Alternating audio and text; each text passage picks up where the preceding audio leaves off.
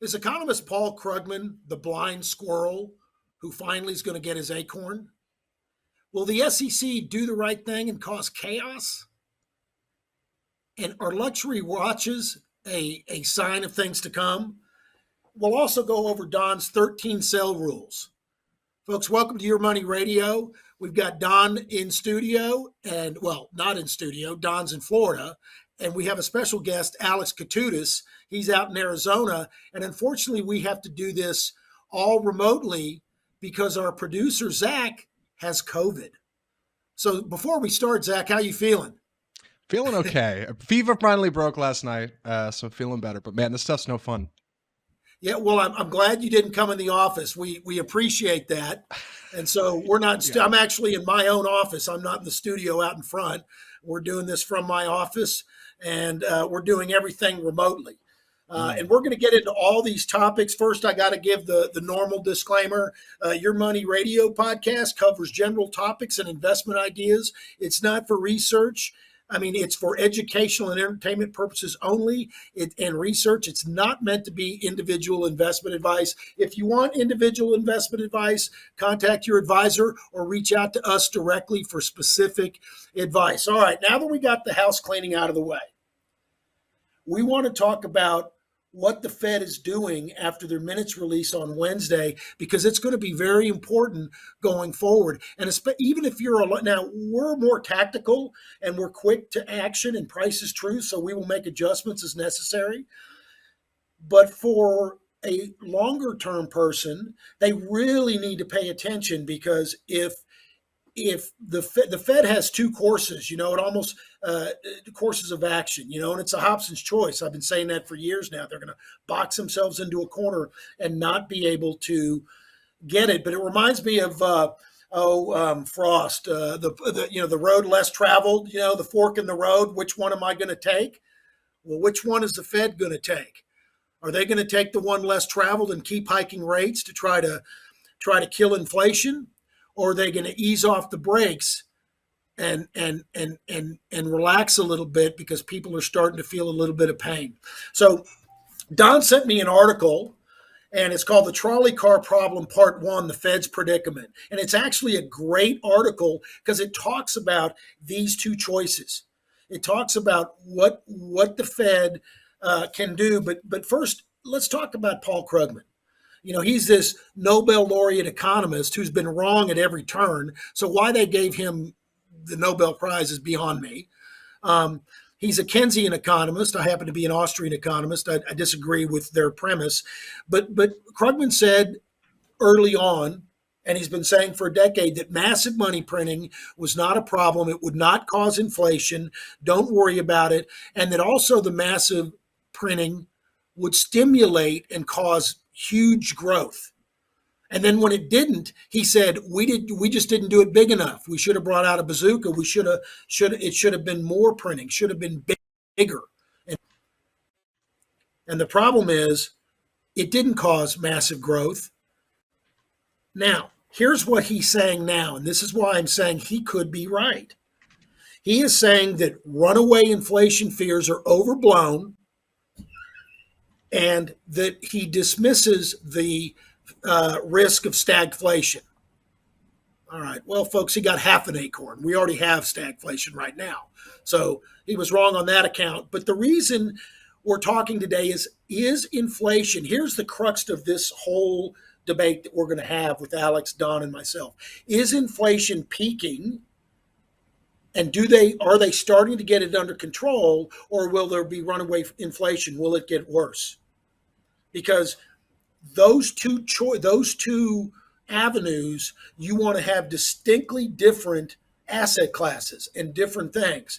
Because if the Fed continues to raise rates, that's going to put downward pressure on stocks, downward pressure on real estate. And I've been saying for months, real estate's the next shoe to drop after stocks. And then commodities are going to come under pressure. Guess what? That's happening now. Commodity oil's under 100. A lot of these commodities are now down to their pre-mediocre, mediocre. How do you say that, Don? Meteor I don't know what meteoric, language you talk, Dan, so I'm not sure I can meteoric rise. all So that. commodities had this mediocre rise, and now they're coming down. Okay, there it is. Zach, Anyway, how about now if we just go to the chart and show the lovely graph from Lily Lebowitz on the Fed's trolley That's a car great problem? idea. Yeah, there it is. there you That's a go. good There looking. you That's go. going on the thumbnail. I love that. That's great. And by the way, on this article, it's called the trolley car problem because it's making it very simple for people that it says Hobson's choice. You either got high inflation by not continuing to raise rates and actually taking your foot off the brake, or you keep pressing down on the brakes and you cause a recession. By the way, folks. So and you'll notice that there's 5 people without a nose or a mouth for whatever reason on the high inflation part of the track, implying that if we allow inflation to continue, more people are going to be impacted. If you go with the recession and stocks, there's only 2 people on there, I guess, implying that not as many people will get hurt because fewer people own stocks than certainly would be impacted by the high cost of groceries and or gas. Although you could take that to you only run over 40% of the population, huh? You don't run over everybody. Well, so the analogy in this article, and it's a good article. It's out by Zero Hedge. Some of their stuff's kind of bombastic, but this article is actually very good. And it talks about the rubber band theory, and we talked about that on the show a couple of weeks ago. That with the rubber band theory, it gets stretched and stretched and stretched, and then you have a snapback. And quite frankly, this high inflation has actually caused, different pockets of almost a deflation starting, especially in luxury goods. So food and gas is still very high. So disposable income has gone down, right? I mean, you got to spend so much money on gas and energy and food that you don't have extra money to go to the movie theater extra or buy this nice thing or, steak or what have you. And so disposable income items, not staples, but disposable income items are actually going down, and you're seeing an inventory build up at these stores, and they're actually having to start putting things on sale.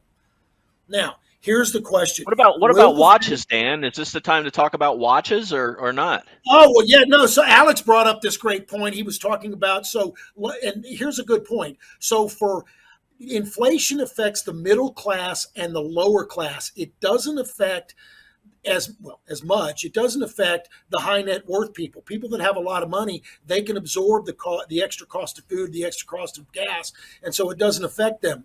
But with the stocks going down and with other things under pressure, they're looking for other items to buy and purchase.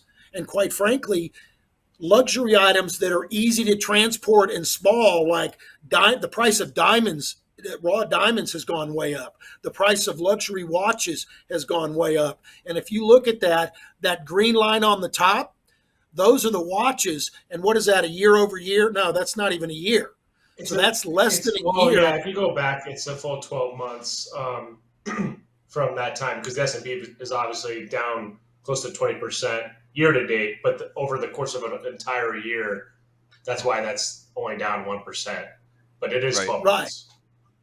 Right. And so watches are up 40%. It's one of the best performing asset classes. So if you got a big safe, you can start trading watches in your basement, I guess.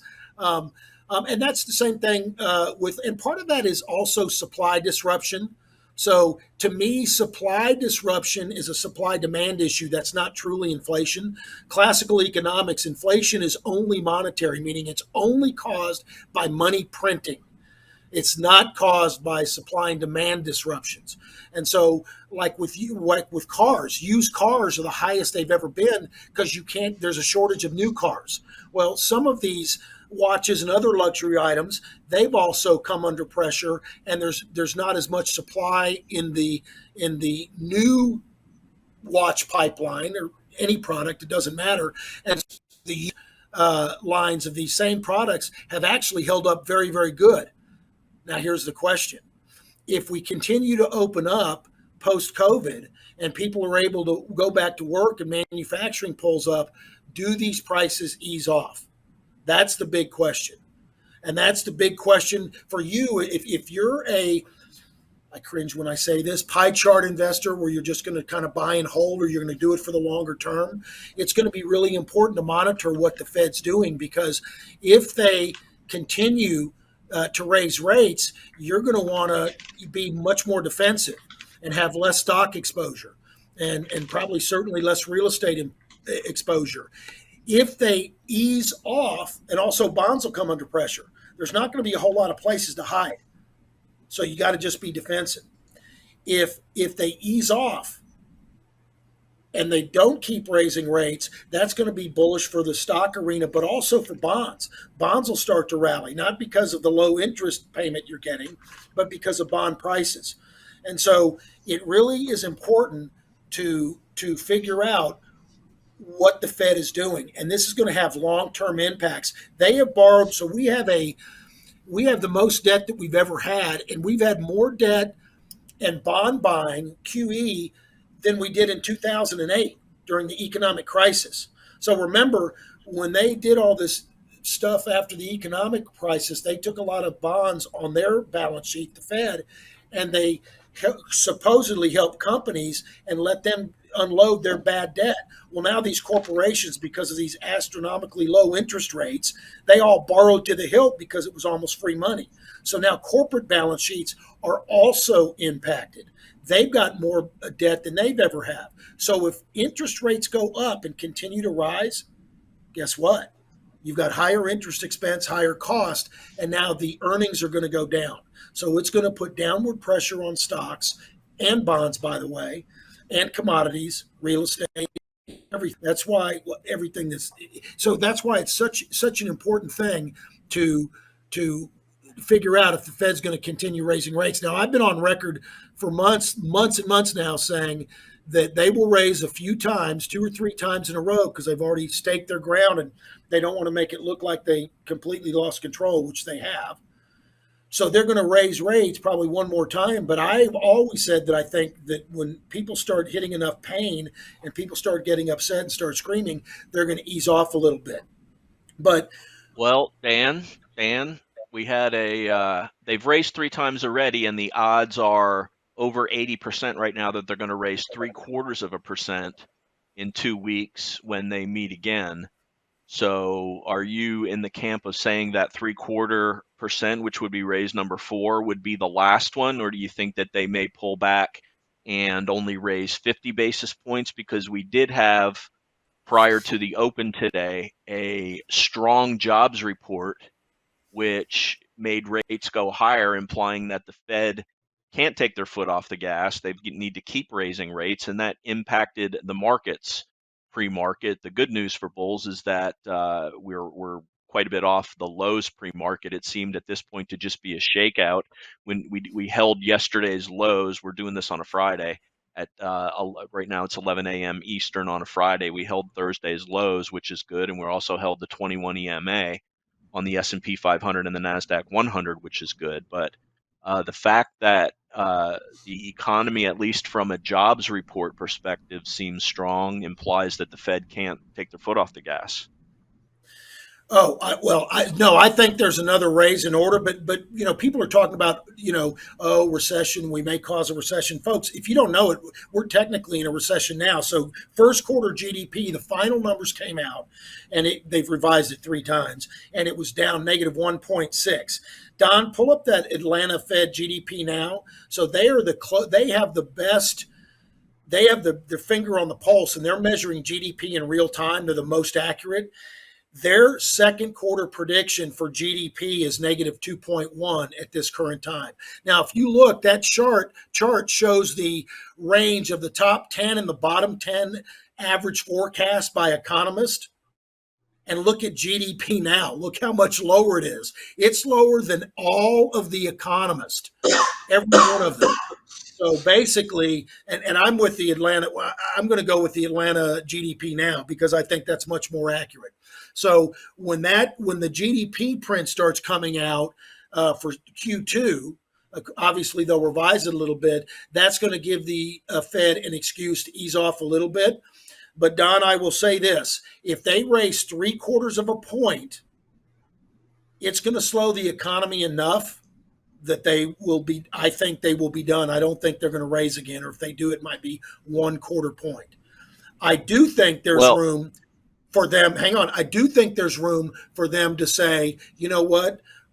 We've been monitoring the data. Things are starting. It's working. It's starting because commodities prices are coming down. Other prices are coming down.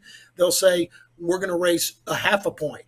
That way they're still raising, and they're still raising more than 1/4 point, but it's not as drastic. So I think 80% probability is a little bit high for 3/4. Now, I certainly could be wrong, and that's why we measure what is happening while it's happening. The chart, you always say, Don, price is truth, and the stock market's going to telegraph what's happening. But that's why you got to stay diligent. Diligent is a better word, actually. Well, you're a self-proclaimed damn genius, Stan. So we'll see how this plays out. But I think we're about to see a big argument in the media and with the White House and with the Fed about the definition of a recession, because for a long time it was loosely defined as 2 consecutive quarters of negative GDP. The first quarter has a gigantic asterisk on it because it was brought to negative only because of an inventory adjustment.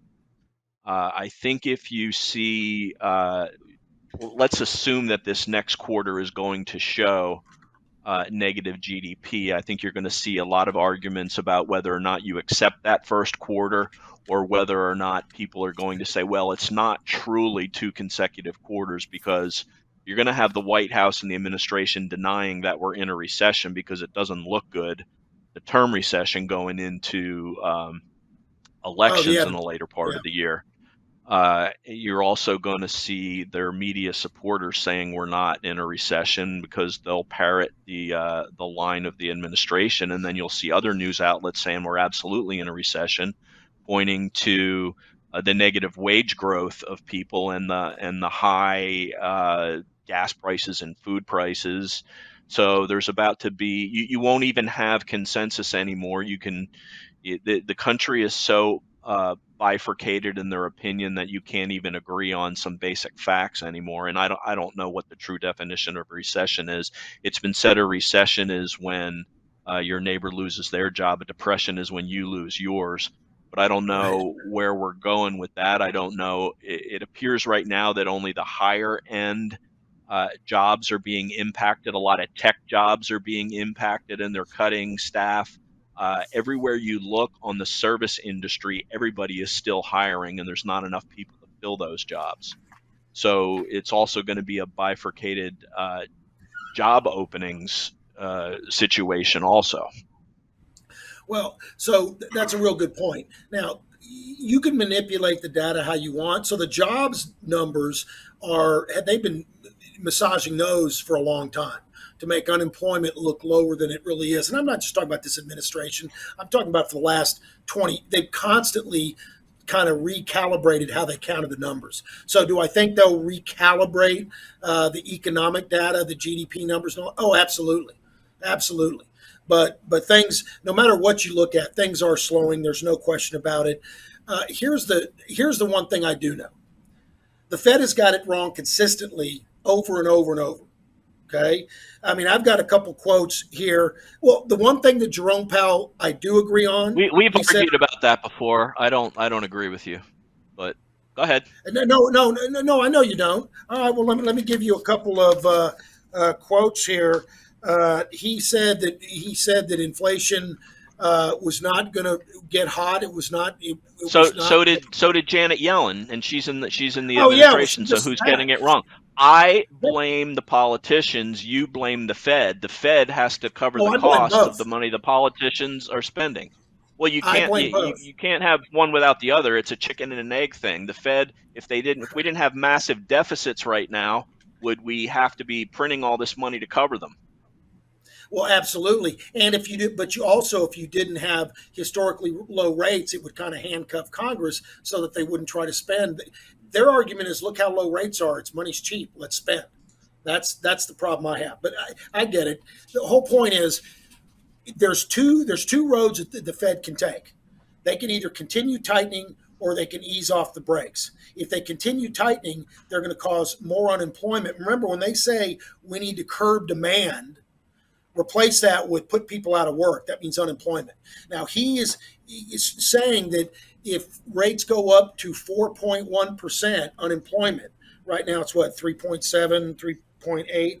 He said if I raise rates a couple more times and it goes up to 4.1, but inflation gets down to the target 2%, that's a win. I think that is a good trade-off. He's set his target for unemployment to rise by about 0.4%. Okay. And he thinks that's going to bring inflation down to 2%. I respectfully disagree. I think you're going to have to raise rates higher and have higher unemployment to get inflation down to 2%. I think going from 8 to 2, that's a long way. That's a long way. That is a big cut. I agree with you there. I don't think we're anywhere close to that or going to see 2% for quite a while. And I will say you're absolutely right. When you get too much debt, it actually crowds out the private sector, and it's kind of slows long-term growth of the country. That's why these decisions are so important for everybody. It's going to be interesting no matter what they do. I think they box themselves in the corner. And you're right. We're so polarized now that no matter what, he's damned if he does and damned if he doesn't. Well, I can see that a lot of this is just price action alone, but like hog futures have come down, coffee futures have come down, corn, soybean oil. I mean, if you look at corn, which is probably one of the most consumed foods in this country, it's in everything we eat. That's, I don't know if you could pull that up on MarketSmith, but it's gone from 824 on the futures down to 575. So that is indicative that things are definitely cooling off on cost. The other thing is the U.S. dollar to the euro is almost at parity. It hasn't done that in years. So exports are definitely going to go down because the Europeans are not going to want to be buying U.S. goods because it's going to be more expensive for them. But at the same time, travel is going to be cheaper. So maybe people start to travel. Maybe airline stocks start to perk up, or cruise lines start to perk up as COVID is not as much of a scare. So there's definitely fluctuations going on, but there is facts. A lot of the food commodities and like what you were talking about, the cost of food has come down. Oil's cooling off a little bit. They may be signaling early because the market's usually 6 months discounted to the future, that what they're doing is working. And to what you were saying, maybe they should probably let it be, like laissez-faire, let it be, because if they keep doing that, it's going to end up causing more damage. It's kind of like taking your hottest pitcher in baseball, and you keep letting him throw, he's doing well, and then his arm just cooks and he's not able to pitch the next game. So I think they should definitely pay a little bit more attention to what we pay attention to, and its price. Well, here's kind of the paradox. So as they raise rates, that's actually strong for our dollar, like you said, Alex. So the dollar is getting stronger against all these other currencies, making it good for us to import and travel abroad and whatever, makes it more expensive. Now, the good news with Europe is they still need our food. They may not buy other products, but they got to eat. With the Fed, with the inflation,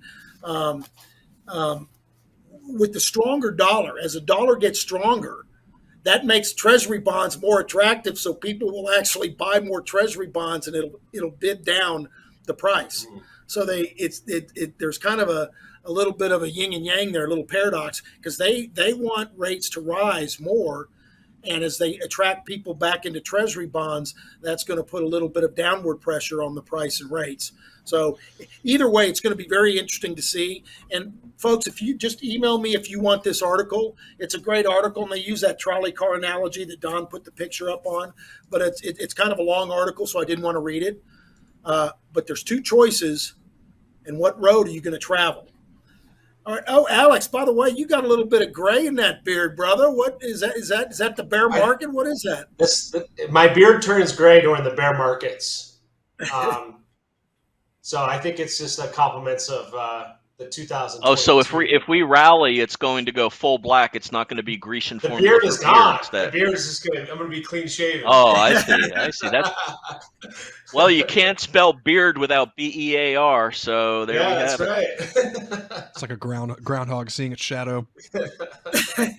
All right, well, let's move on. Here's the next topic, and this is actually I said this from day one when Charles Schwab first announced free trading, and I said nothing is for free. It's wrong because all they're going to do is start selling their order flow, and so then you lose transparency. So in exchange for, transaction costs kept coming down, and before they made free trades, it was $4.95 or $3.95, something like that, right, for your trade. But when they charged you a transaction fee, they were kind of obligated to do their very best to get you best execution. Well, in exchange for being able to sell their order flow, you kind of these new agreements, they're actually not obligated to get you the best execution. Now Schwab is actually pretty good. They still kind of do audits once a month and make sure it's pretty close. But like Robinhood has class action suit against it for basically raping their retail investors because their executions were terrible. So these people were ended up paying $20, $30, $40, $50 a trade in implicit costs that you can't see, they're invisible, because they'd compare the execution price at that time versus what other people were getting at other brokerage houses at that same time, and their fills were terrible.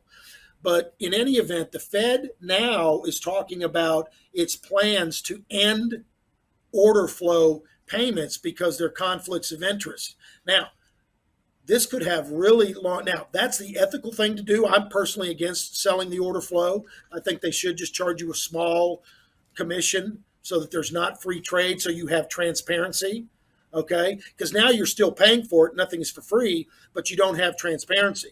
I'd rather know what I'm paying up front and be able to see it. But it's going to be really, really important whether they follow through this or not. Now, it's kind of funny because this Citadel attorney in 2004, his name is Jonathan Katz, wrote a letter to the SEC saying they should make it illegal for order flow, selling order flow. And he talks about all the conflicts and how it screws the retail investor.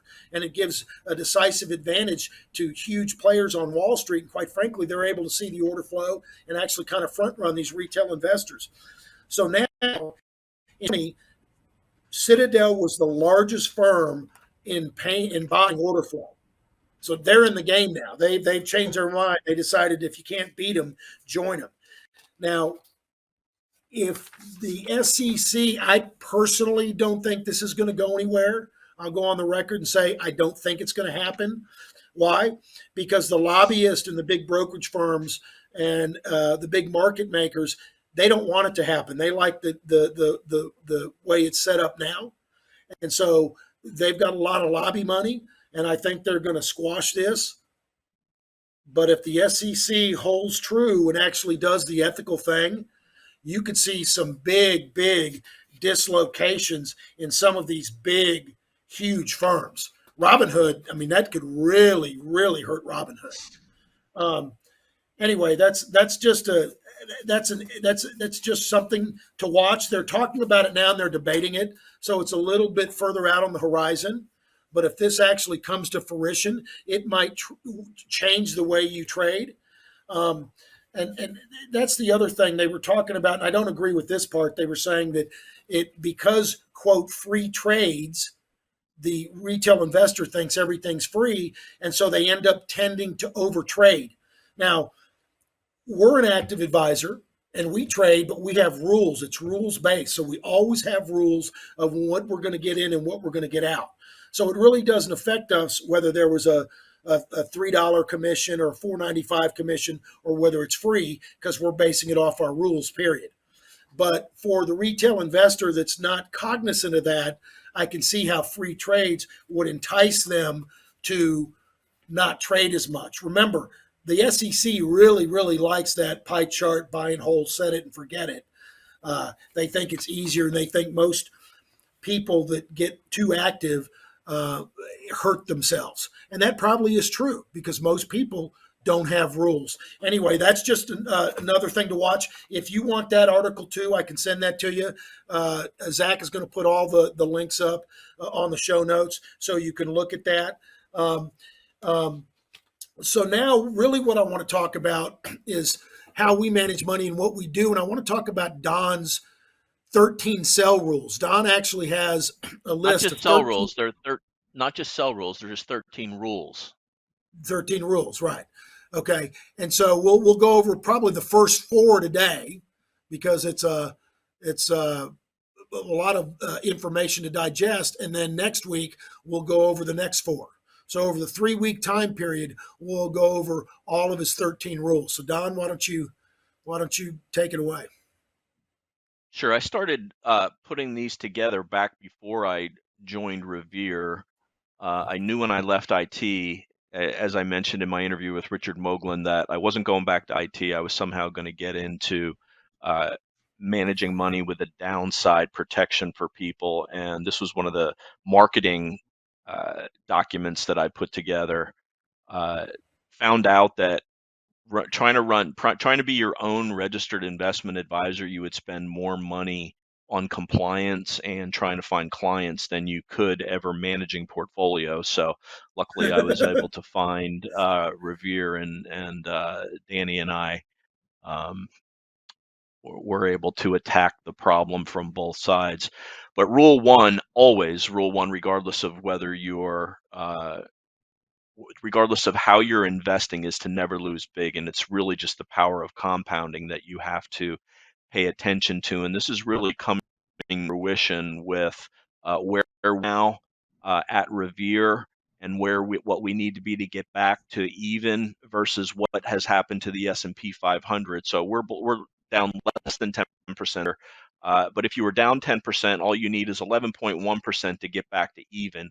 But like the S&P 500, if you approached being down 25% for the year, you need a 33% return. And if the bear market got really bad and you drop 50% on the S&P, you've got to double to get back to even. The market just doesn't hand out these types of returns. Yeah, there's a rubber band and it snaps back a little bit, but there's a big difference between cutting your loss at 10% and allowing your loss to go down to 50% as these numbers play out. So that's rule number one, never lose big. It's also Warren Buffett's rule. People always like to say Warren Buffett doesn't time the market. That's just not true. He buys and sells. He sees companies coming in favor and out of favor. Granted, he holds for the long term, but if something starts going south against him, he pulls the plug. So don't confuse uh, Warren Buffett with somebody that will just sit through something through thick and thin, no matter how bad things get. He's evaluating the companies he holds every day that he holds them to make sure that his thesis is still valid for holding what he holds. Any Don, let discussion me on make this out? Don, Yes. let me make one point. In addition to that, Warren Buffett takes control of the company so he can control the management. Versus if you're just a small shareholder and you own some stock in that company in your investment portfolio, you can't control the dividend payout. You can't control management, and so it's more important for you to have. I mean, you're right. He's active management, but he's actually actively managing the company itself and putting in good management.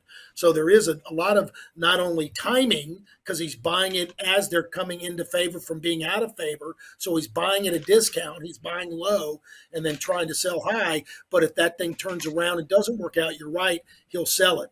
But I just wanted to make the point that he has a lot of control of those companies he's buying, whereas you, as the individual investor, you don't.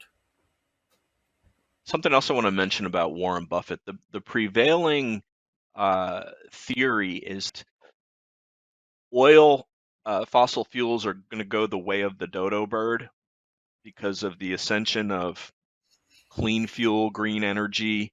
If that was truly going to happen, do you think Warren Buffett would be buying Chevron and Oxy with the billions of dollars that he has?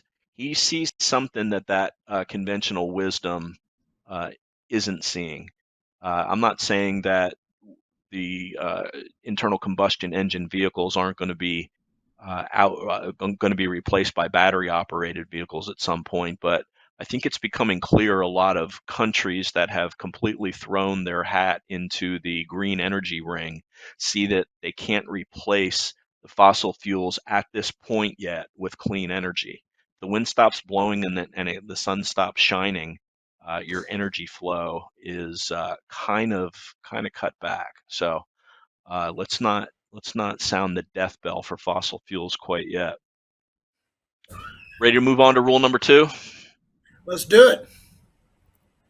Always follow the trend. Now you can see how old this is. I haven't updated the new look of the trend gauge on here, but a lot of people, particularly pie chart managers that like to debate on Twitter all the time, claim that you can't time the market. You have to know when to get out. You have to know when to get back in.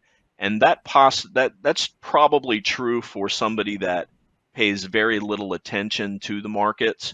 But you absolutely can follow the trend. They call it market timing. We call it trend following. And I like to compare it to any other aspect in your life that starts going south. Don't you take corrective action to address it? If the check engine soon light comes on in your car, don't you take it in to get it looked at? If it's cloudy and the forecast is for rain, don't you take an umbrella with you?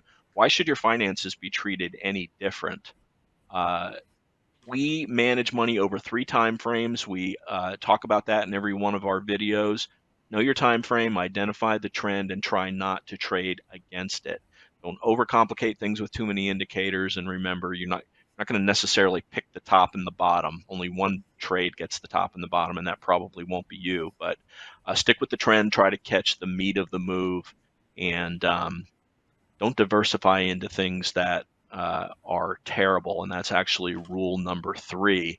My analogy for this is, you want to have a balanced diet, but if you go to the market and all they have is rotten fruits and veggies, are you going to buy them just because you need to have a balanced diet? No, you're not going to get them at that point. And there's no reason to be diversified into bonds with the downtrend that they've been on. No diversification into bonds this year. It's actually cost people more than if they hadn't had cash in that portfolio, which is what we've done at Revere here. So proper diversification is owning the strongest uptrending investments over a variety of asset classes or sectors. And we mostly diversify by sector. You don't have to, you can, in the 21 over 21, we always have at least 10 different sectors. So you can get your diversification that way. You don't have to buy all software stocks or all commodity stocks or all semiconductor stocks, if that's what the hot thing is. There's always leaders in different different sectors, and that's how you spread your bets around, is by sectors, not necessarily by buying emerging markets that are in a downtrend or bonds that are in a downtrend. So poor diversification is don't own poorly performing assets just for the sake of non-correlation. Could I add Dan one sounded point like you on wanted that, to chime in there. Yes. Yes. Oh yeah, absolutely. So you nailed it on the head. So folks, when the market's going up, when the primary trend, the trend following, like Don was talking about, is going up, you want just enough diversification so that one position, one stock, one investment doesn't kill you if they're cooking the books or they're doing something wrong that you just didn't know about, right? However, so you want enough diversification in asset classes that are all performing well. And like Don said, you don't want any things that aren't performing well and in a downtrend. However, when we start entering a bear market or we start going down across the board, you don't want diversification at all. You want cash, or maybe cash and treasury bonds, or maybe cash and treasury bonds and a little bit of gold. There are only going to be a couple asset classes that are performing well. You're not going to, so like during the economic crisis, the S&P was down 42%, the NASDAQ was down around 50, and the small caps were down 60, international was down 70. Take your pick. What do you want? In fact, corporate bonds and high yield bonds acted like stocks, tech stocks, and corporate bonds were down. The only sector in 2008 was treasury bonds and gold. They actually were positively correlated. That's because it was a fear trade. But those are the only sectors that were even in the green that year or even flat. So you'd want to have a lot of cash and maybe some treasury bonds in 2008. You wouldn't want any of that diversification. So you want enough diversification on the way up and not diversification on the way down. You want to cover up. Go ahead, Don. All right. Last rule here is always keep your watch lists ready, and we help you out by updating our 21 over 21 every Friday audit in our videos. But when we're in a bear market right now, we're trying to come out of it. We went into a short-term uptrend as we got back above our key short-term moving average, as Hunter talked about in Thursday night's video, and I'll follow up in tonight's video. But always keep your watch lists ready, identifying leading sectors, then the leading industry groups within those sectors, and have a ready list of potential leading stocks to get into as the market transitions from bear to at least neutral to hopefully bull. And the way we track it every night in our video is by the trend gauge across 3 timelines, and also by how leading stocks are doing. And leading stocks have certainly been acting well over the last week. So those are the 4 rules. There's 13 in all, and we'll over the next 2 podcasts we'll talk about the rest of them. All right. Well, so let's just get right into the markets right now. What's happening currently, how we're doing things, what we've done. I'll just kind of let you, well, you want to start with Alex first? Why don't we start with Alex? Alex, what are you seeing? I've seen a lot of strength in the biotechs. On the 10th on XBI, saw a large volume day and definitely a character change, in a lot of the biotech stocks. So I decided to shoot some options trades, and I bought the August 75s. I think it was on the 30th, and I bought them for I think 520. And my plan going into it, I have sell rules and stuff I've gone over in the past with you guys, and I also have profit-taking rules. And luckily, this time was profit-taking worked. So on the 10th, I got in those August 75s, 520. Once they hit 50% profit on the coming days, it took a quarter down. At 75%, took another quarter down. And I actually sold all of them yesterday for 110% gain. So, and that was only on a 10% or so move in the ETF. So if you can time and find an ETF or a very liquid ETF or stock like Apple on the right setup, you don't need much on the actual underlying of the stock to move for the option to double. So a 10% stock move yielded 100% gain in options. So that's the kind of trading I've been doing that's been working for me. It's a little bit easier to be, I think, right now, to be an options trader because there's volatility. Volatility yields major moves and really good results for options traders. It's very advanced. I don't recommend it for everyone. But if you have a good set of rules and don't use a lot of your portfolio, you can take losses and not damage your portfolio. But when you're right, you can be right big. The other thing that spotted, I want to give you a reason why I bought XBI. The 21-day, I think it's that green line on Don's chart, was crossing up through that 50-day. So that was like right around the day I bought. That's what caught my eye. Also, the volume pattern on the bottom. Look at those blue bars. All the blue bars are higher than the red bars. There's an accumulation going on in this sector that you can't deny that. And that's not really telling me the market's going to capitulate right now, today. Why would the most speculative sector in the entire market, in my opinion, has got to be biotech? A lot of these companies have no earnings, no sales. Why is that going up? So fund managers are dumping money, or at least hedge funds are getting into these names. That RS rating, I think that's the year. Is that the 3-month Don or no? No, the RS rating is a 33 for the year. That's not the 3-month rating. The 3-month rating on this is, I would say it's a lot a 94. Yeah. I wish this was configurable so we could put the 3-month rating on there. Yeah, and that's something that I learned from Don. So So go ahead. Notice it was subtle, but all the way back here, this line is what the S&P 500 is doing. So here is 511 making a new low. You can see the biotech index making a new low also. Now notice 519, the S&P made a newer low. The biotech index, not only on price didn't make a newer low, but relative strength is really ticking up here. So this went all the way back to mid-May when it looked like people were starting to accumulate uh, biotechs. Now look at price action going sideways while the S&P 500 continues to move down. Here you see another significant low made by by the S&P 500 on 616. Price did not make a lower low on XBI, and relative strength was well above the prior low. So these are subtle signs of accumulation coming in here. Then you see relative strength kick in when the market starts to make its first move up off the low in sync with it.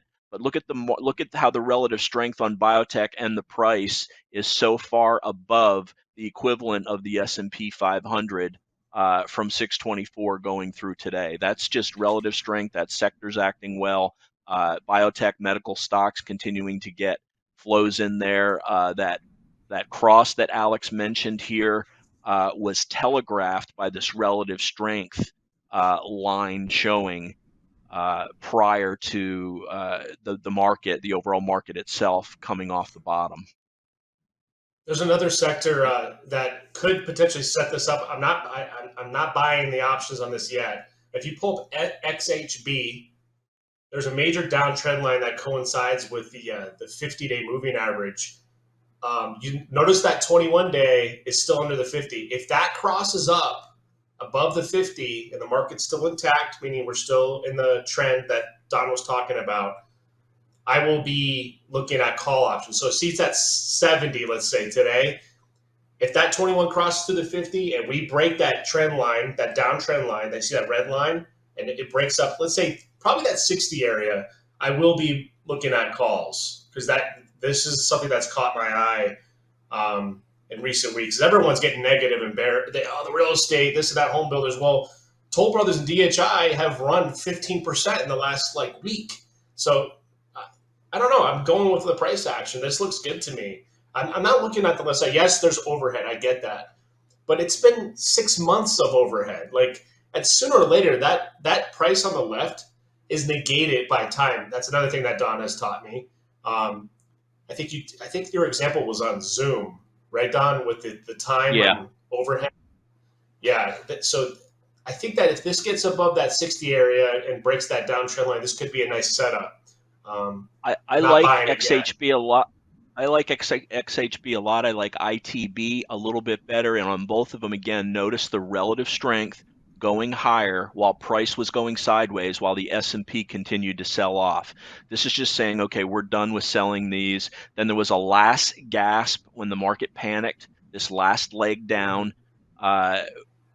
Relative weakness also, but now coming back, and relative strength is even with this peak here, even though price is still below that. So on a relative basis, ITB and XHB are outperforming. The year relative strength is a 47 on XHB. It's a 69 on the 3-month. ITB, the year-long relative strength is a 58, but it's 84 on 3 months. So 84 saying absolutely over the last 3 months, home builders, the ITB is outperforming 84% of other instruments in the market. And this is what we look for all the time. Big relative strength up while price is going sideways, big relative strength after this last puke here. And you can see volume was heavy on the sell-off. This is just getting rid of all of the last people that were holding on to it, and then volume higher when it starts to come off the bottom.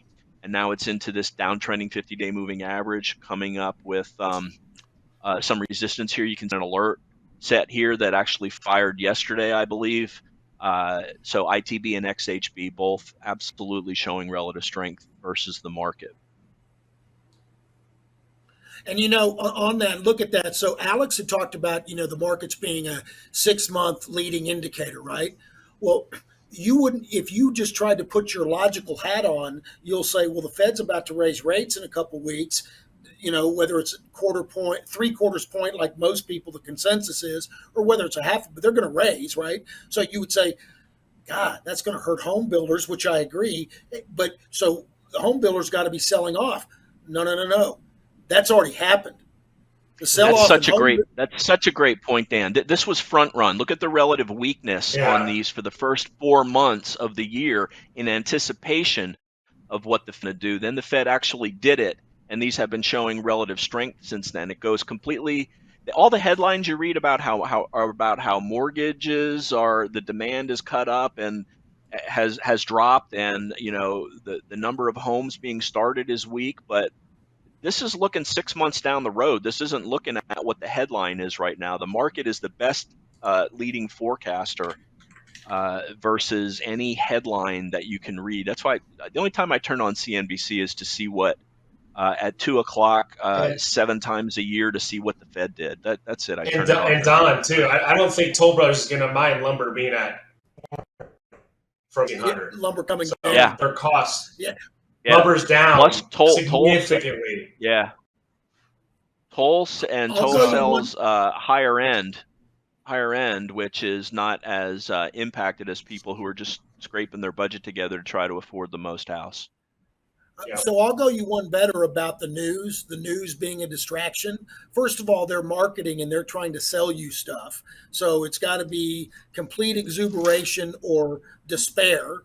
There is no even keel, because they got to get you emotionally engaged. But more importantly, a lot of times the news is written to explain what just happened. It's a lagging. It doesn't work. So all of a sudden, home prices or the stock prices that they drop for the first 4 months. So all of a sudden, these CNBC and all these places start scrambling to start writing articles on the dire outlook and what bad is happening. And so some of the stories are actually scripted to explain something that just happened. Well, by that time, it's too late.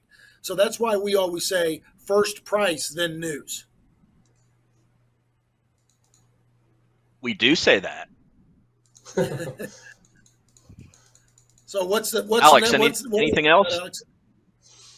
No, I mean, there's relative strength in the Chinese names, but I'm not going to mess around with that.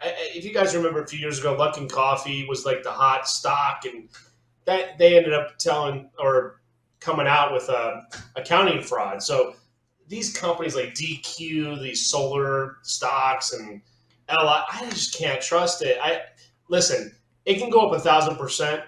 That's fine. I've made my money on American stocks, and I will continue to make money on American stocks. I don't need China to build my wealth.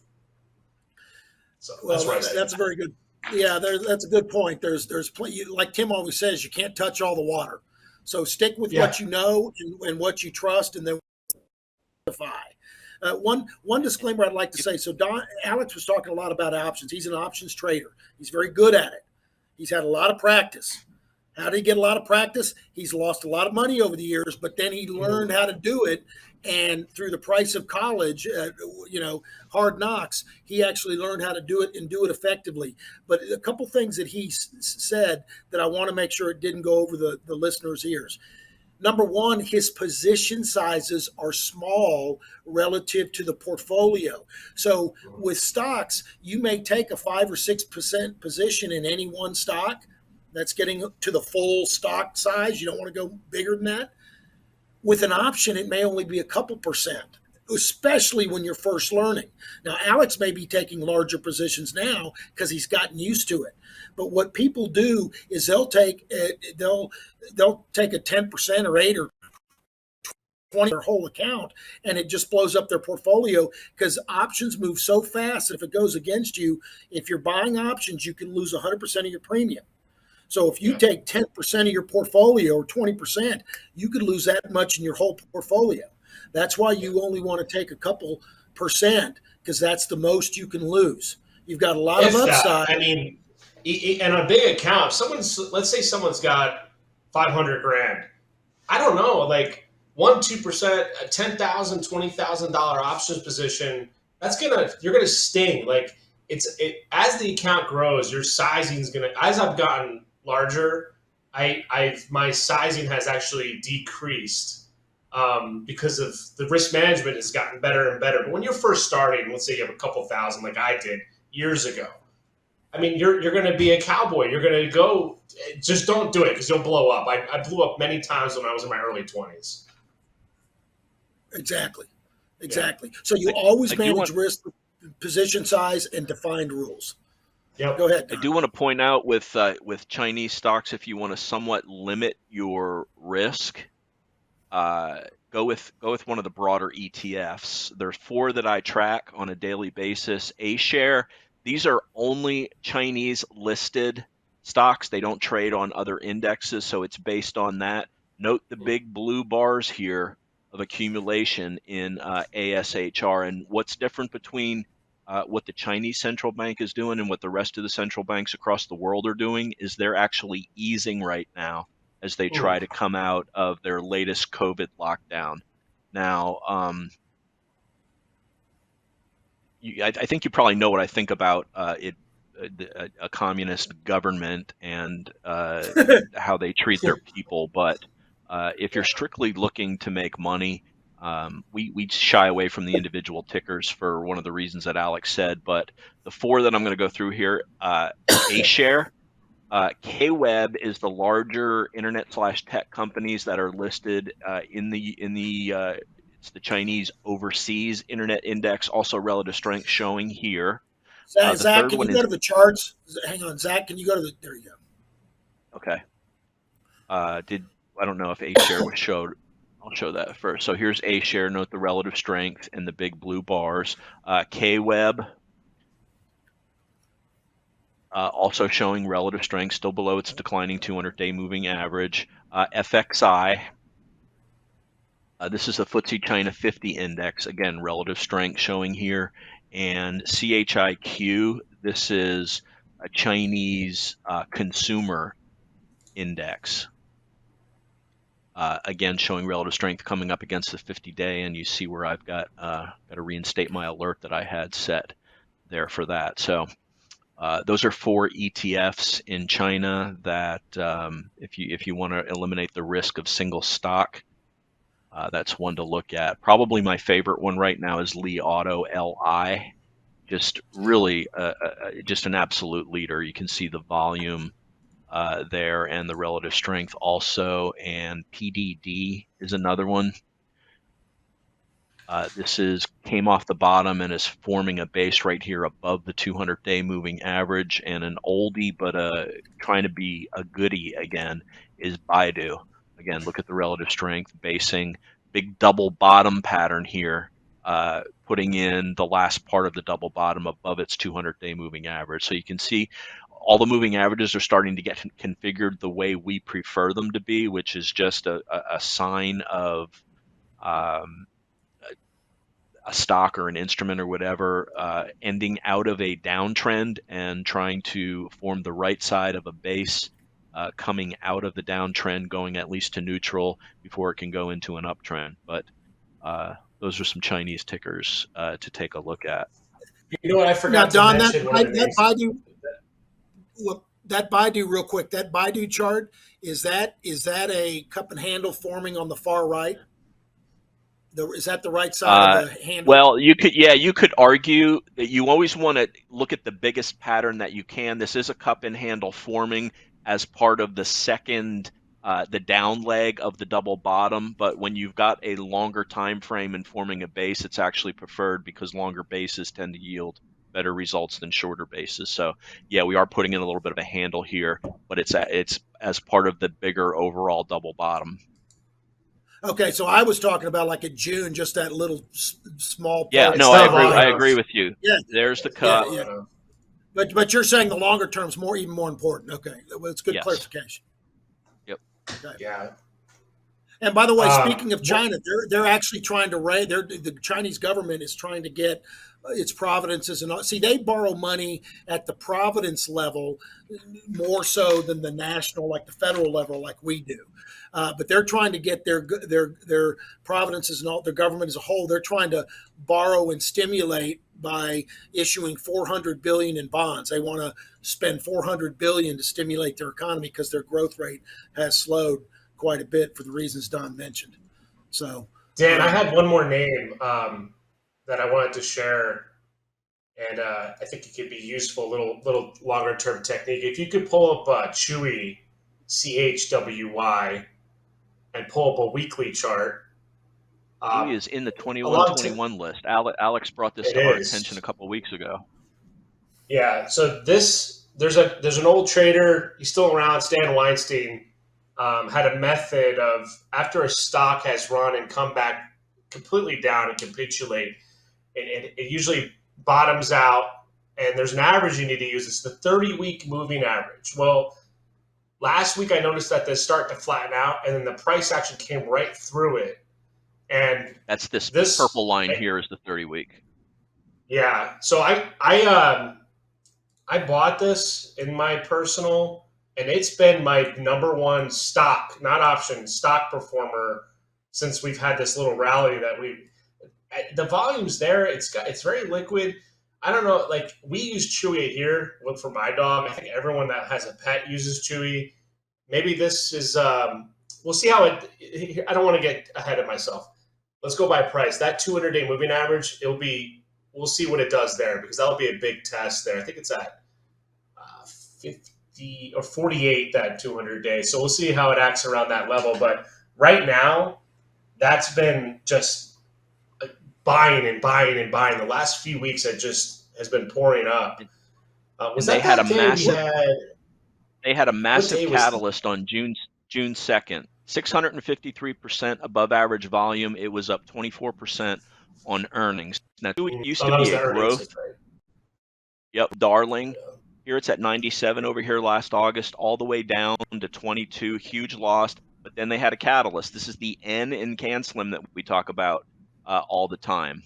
And let's go to a 60-minute chart there, and you can see on June 2nd, here's the big gap up on earnings. It just digests it nicely, and then it has another gap up here on the 21st. And it just continues to go higher, along with, and you love to see this, insider buying after their latest earnings report. I didn't even notice that, Don. Thank you for pointing that out. Yep. What's the short-term relative strength on that? The short-term relative strength on this is a 98. Doesn't get better than that. Going it does if it was a 99. So I was going to say 99. But look at how it paused here at this 40 level, which was a big resistance area over here, coming down, ran into 40, paused, pulled back nicely to the 8, took another shot at it, paused. Now the last 2 days really has shown fantastic price action. I would expect a little bit of resistance here as it comes into the 200. That's an expectation. Doesn't mean it has to happen. We blow right through it, then that means that Chewy is even stronger than in my opinion of it is right now. It's also coming into some resistance over here between 50 and 54, and naturally the 50 area is like the half Livermore area. Stocks very often show resistance there. So from the 48, 40 to 50 will be a big resistance area there. You know what's interesting too? If you look at this, if you start from April to now, that is a textbook. The small action of the bars, the nice cup. If it puts in a handle and digests above 40, I will add. As long as the market, the M and CanSlim stays intact and we continue to trend, I'm sticking. This could be giving hints that maybe we're turning. If growth stocks like this are starting to pound higher, then like we've been talking about, it's discounting the future. Maybe things are going to start turning around. We'll see. We could have another leg down. I don't know. I'm not a predictor. I'm just following what's working. If you're making money, then keep going with it. If you start to buy things and they don't work, then cool your jets and just wait. But right now, things are working. All righty. Back to the S&P 500. Dan, you want me to talk through what we've done in-house here this week? Absolutely. So we came into the week flat. Basically, we only owned GLD in our short-term inflation-protected bond. That's VTIP. The S&P 500 was not acting well. We had a follow-through day here on 624 when we started getting some money into the market. We had a second close above the 21, actually right on the 21. On the 27th, we didn't add anything there. And then we tried to break above it the morning of the 28th and had a very harsh reversal. And this basically undid. And we quickly went alongside to the short side because if we're below all of the moving averages, that's our third time frame. Our shortest time frame is the 21-day exponential moving average. If we break back below that, we're going to take everything off the table. We had small gains in a short that we had.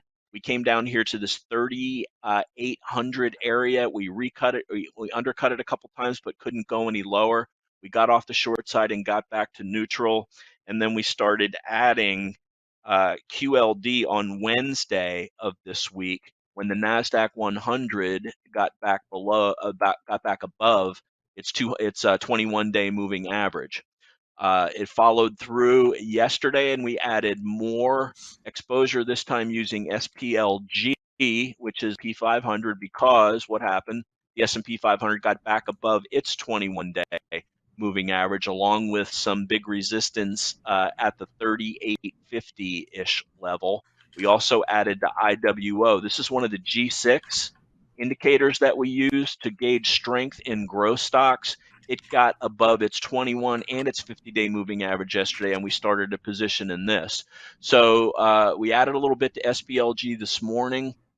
So in the course of 3 days, we went from flat to being about 40% allocated to the market just by buying some broad ETFs. Haven't bought any individual stocks lately because we want to see when a pullback is tested on this 21-day on the S&P 500 what happens. And we did see that this morning.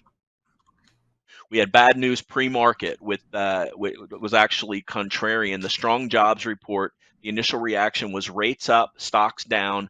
Stocks pulled back, held yesterday's lows, and then started trending higher after the first 30 minutes. This is exactly what bulls want to see, and we certainly want to see today's lows right around this 21-day exponential moving average, which is around 3870-ish on the S&P 500. Any pullback to that area needs to hold, or this attempted rally is we're going to call it quits, and we'll take small profits or small losses. And so those are the big three that we're allocated in right now: SPLG, IWO, and QLD. About 40%, equivalent of 40%. Revere volatility adjusted beta is that's the way to count your exposure. Their cash doesn't mean as much, but in this case, it's about even with what our cash level is, which is 60%, and we're looking to add more at low risk entry points, either in ETFs or individual stocks, or the indexes if we continue to show strength here above the 21. The 21 over the 20. Sorry, the last thing before Dan, we go back to you, Dan. The 21 over 21 list is basically intact from last week, and that also shows the strength of leading stocks. And if you watched Hunter's video last night, you saw we upgraded the short term. We upgraded leaders in the short term time frame off of bearish to neutral and or bullish. If we get a second turn close above the 21, we'll go to bullish in tonight's video. All right, I want to put on my Don interpreter, and so the stock nerds, the people that are really into it, they get it perfectly what Don just said. For the more passive kind of retail investor, we manage money. I just want to explain that. Go back to that chart, Don, that S&P chart. So we were completely defensive and in cash, which is why we didn't go down 20% like the S&P, and we're down single digit. But on this turn, this last turn where the market started rallying these last few days, what Don's saying is that, until further notice, this is considered a bear market rally, and some of the strongest rallies actually occur in bear markets. So we're not out of the clear yet, and we haven't established quote a primary uptrend again. So instead of trying to do individual names and do it, because you can only take a 4 or 5% position, or even 3.5%, depending on the beta of the stock, because you've got to adjust your stock size to how volatile the individual stock is, so that you kind of make all your stock positions in the portfolio equivalent to one another, the same risk parameter. But in this way, so when you're 100% cash, so you use ETFs as a tool so that, boom, we can take QLD, which is a double NASDAQ long. You can take a 5% position, which is really 10% NASDAQ, boom. Then 10% SI, then 5% or 7% Russell. And so very quickly, you can get the exposure up to 40% by using ETFs. So they're actually a good trading tool if you're uncertain whether it's going to be a little longer, it's going to work out longer. Number one. Number two, the reason he said that the amount of cash is not necessarily equal to the beta, the volatility of the portfolio, compared to the index, is because individual stocks can be much higher or lower, but normally higher beta than the indices. Well, because we were using broad indexed ETFs, the beta of the portfolio is roughly 100 minus our cash position this time. Normally, that's not the case. But because we're 40% invested, we got about a 0.4 beta relative to the market. So I just wanted to explain that to the people that may not have followed that. Did I explain that pretty well, Don? Yeah, you did, Dan. Okay. All right, so Don's video tonight, the 21 over 21, you got to watch it. He's got all the best leading stocks on there. Folks, do you guys have any more you want to comment before I close out? No, I think we're good. I think we're good, yeah. Thanks for having me on, guys. All right. Thanks for joining us, Alex. Yeah, Alex was a guest, and we have him on occasionally. He is very, very good. He's actually supports his family. He's a professional trader. I mean, he knows what he's doing. Folks, listen, if you like what you heard, please tell a friend, tell a neighbor, send them to revereasset.com. They can go up into the right-hand corner and hit the subscribe button. They'll get this podcast delivered right in their inbox, normally on Saturday morning. Sometimes we record a little early. It might go out on a Thursday night or Friday, but normally it's Saturday morning. And then also our daily market insights, short market video. Every evening the market is open. We put just a little video out of what we're doing, what we're looking at, because we are as transparent as you can get. You will not find another advisor that is more transparent than Revere.